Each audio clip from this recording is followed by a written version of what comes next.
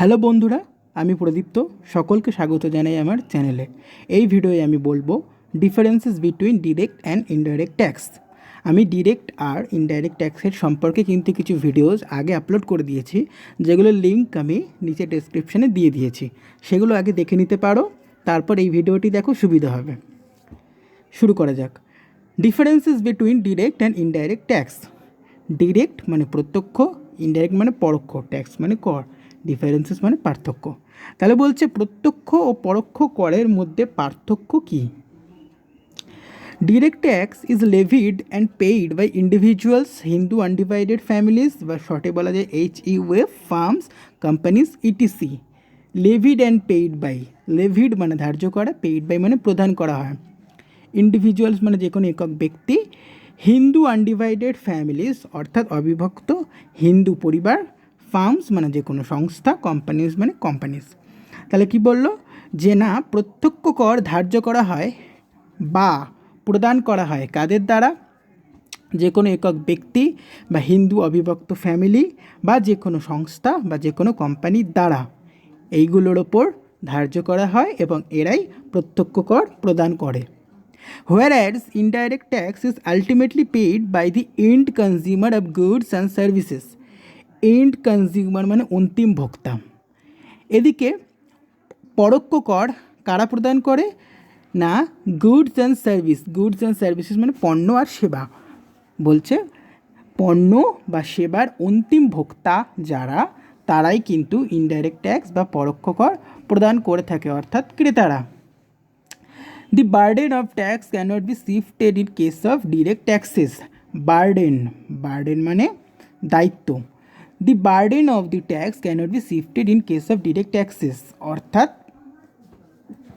এই যে ডিরেক্ট ট্যাক্সের যে দায়িত্ব বা বোঝা বলা যেতে পারে এক রকমের, যে না আমাকে ট্যাক্স পে করতে হবে, এটা কিন্তু যার দায়িত্ব বা যার ওপর বোঝা, তাকেই কিন্তু এই ট্যাক্সটা পে করতে হবে। যার ওপর ধার্য করা হয়েছে সে কিন্তু চাইলে অন্য কারোর ওপর তার ট্যাক্সের বোঝা চাপাতে পারে না। While burden can be shifted for indirect taxes, কিন্তু পরোক্ষ করের ক্ষেত্রে সেটা সম্ভব হয়, কারণ আমরা কিছু ক্রয় করলে তখন আমরা পরোক্ষ কর দিয়ে থাকি। এটা কোনো নির্দিষ্ট ব্যক্তির নয় যে তাকেই দিতে হবে, যে কিনবে তাকেই দিতে হবে। তাই এটা কিন্তু বোঝাটা কারোর ওপর চাপানো যায়। Lack of administration in collection of direct taxes can make tax evasion possible. Lack of administration অর্থাৎ কিছু প্রশাসনিক ঘাটতি, ট্যাক্স ইভেশন অর্থাৎ কর ফাঁকি। বলছে কোনো সময় দেখা যায় কিছু প্রশাসনিক ঘাটতির অভাবে প্রত্যক্ষ কর কিন্তু ফাঁকি দেওয়া সম্ভব হয়। While indirect taxes cannot be evaded as the taxes are charged on goods and services. কিন্তু অন্যদিকে পরোক্ষ কর কিন্তু ফাঁকি দেওয়া যায় না, কারণ সেটা পণ্য বা সেবার ওপর সরাসরি ধার্য হয়ে যায়। Direct tax can help in reducing inflation. Reducing মানে কম করা, ইনফ্লেশন মানে মুদ্রাস্ফীতি। বলছে প্রত্যক্ষ কর কিন্তু মুদ্রাস্ফীতি কমিয়ে দেয়। Whereas indirect tax may enhance inflation. Enhance মানে বাড়িয়ে দেওয়া, ইনফ্লেশন মানে মুদ্রাস্ফীতি। কিন্তু অন্যদিকে দেখা যায় যে পরোক্ষ কর কিন্তু মুদ্রাস্ফীতি বাড়িয়ে দেয়। Direct taxes help in reducing inequalities and are considered to be progressive. Inequalities মানে অসমতা। অসমতা কিসের বলছি? And are consider to be progressive. Progressive মানে প্রগতিশীল। বলছে এই ডিরেক্ট ট্যাক্স বা প্রত্যক্ষ কর কিন্তু অসমতা দূর করে এবং এটি খুব প্রগতিশীল। অসমতা দূর করে মানে অর্থের অসমতা। যে ব্যক্তি বেশি পরিমাণে অর্থ আয় করে তাকে কিন্তু বেশি পরিমাণে প্রত্যক্ষ কর প্রদান করতে হয়। উল্টো দিকে যে ব্যক্তি স্বল্প পরিমাণে আয় করে তাকে কিন্তু স্বল্প পরিমাণে প্রত্যক্ষ কর প্রদান করতে হয়। তাহলে যে এই দু ধরনের যে অসমতা, এটা কিন্তু দূর করে। যে বেশি আয় করে তাকে বেশি দিতে হয়, যে কম আয় করে তাকে কম দিতে হয়, অসমতা দূর করে। সুতরাং এই প্রত্যক্ষ কর কিন্তু খুবই প্রগতিশীল।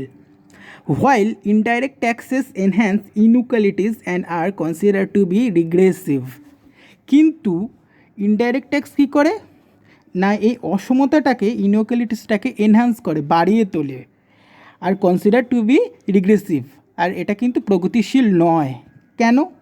কারণ আমরা পরোক্ষ কর দিয়ে থাকি ক্রয়মূল্যের ওপর।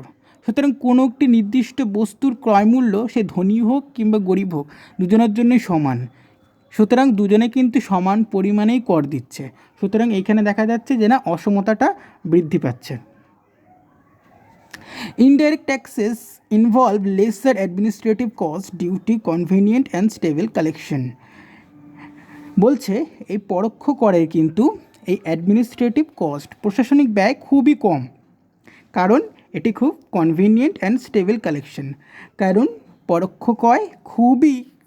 কর সংগ্রহ করা খুবই সুবিধাজনক তার জন্য। While direct taxes have many exemptions and involve higher administrative costs, এক্সেমশনস মানে ছাড়, কিন্তু অন্যদিকে দেখা যায় যে প্রত্যক্ষ করে কিন্তু অসংখ্য ছাড় রয়েছে, ফলে কি হয় প্রশাসনিক ব্যয় অনেক বেড়ে যায় এই প্রত্যক্ষ কর সংগ্রহ করার ক্ষেত্রে। Indirect taxes are oriented more towards growth as they discourage consumption and help enhance savings. বলছে এই পরোক্ষ কর কিন্তু বৃদ্ধি ঘটে, ওরিয়েন্টেড মোর টুয়ার্ডস গ্রোথ। বলছে এই পরোক্ষ কর কিন্তু সামাজিক বা দেশে বৃদ্ধি ঘটায়। কীভাবে বৃদ্ধি ঘটায়?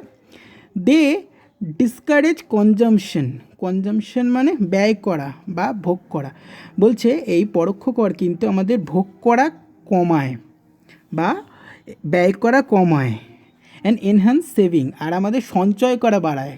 কারণ আমরা যখন দেখব যে না কোনো একটি পণ্যের মূল্য প্রচুর, সুতরাং তার ওপর কিন্তু আমাদের বেশি অত্যাধিক পরোক্ষ কর দিতে হবে, তাহলে আমরা তখন কি করব যে না ওই মূল্যটা কিনবো না, অর্থাৎ প্রয়োজনের বেশি যেটুখানি প্রয়োজন সেটুখানি আমরা কিনবো, প্রয়োজনের বেশি কিছু কিনবো না। কারণ যত বেশি কিনবো তত কিন্তু বেশি আমাদের ইনডাইরেক্ট ট্যাক্স দিতে হবে, পরোক্ষ কর দিতে হয়, ফলে কি আমরা ওই টাকাটা সঞ্চয় করতে পারবো খরচা না করে।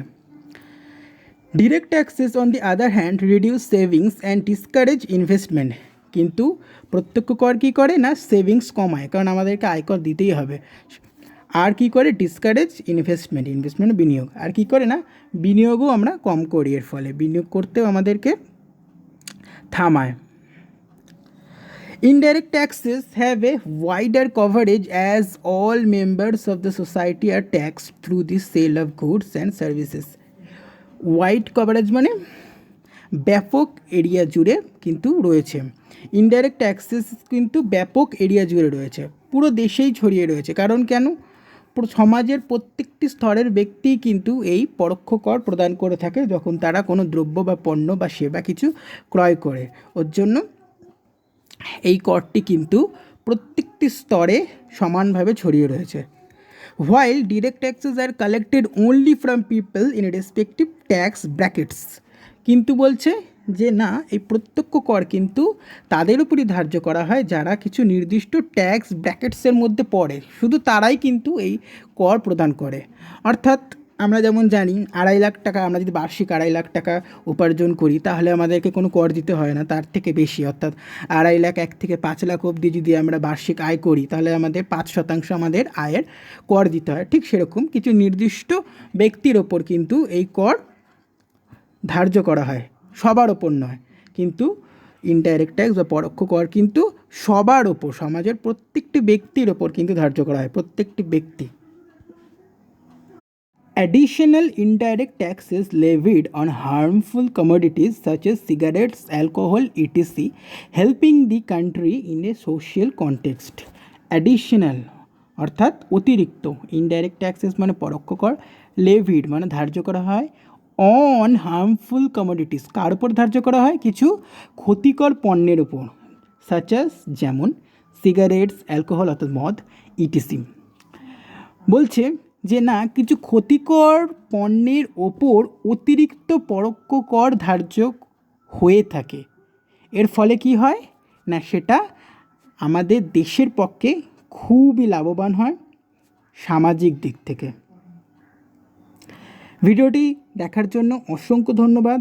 যদি ভিডিওটি ভালো লেগে থাকে লাইক করো, শেয়ার করো আর সাবস্ক্রাইব করো।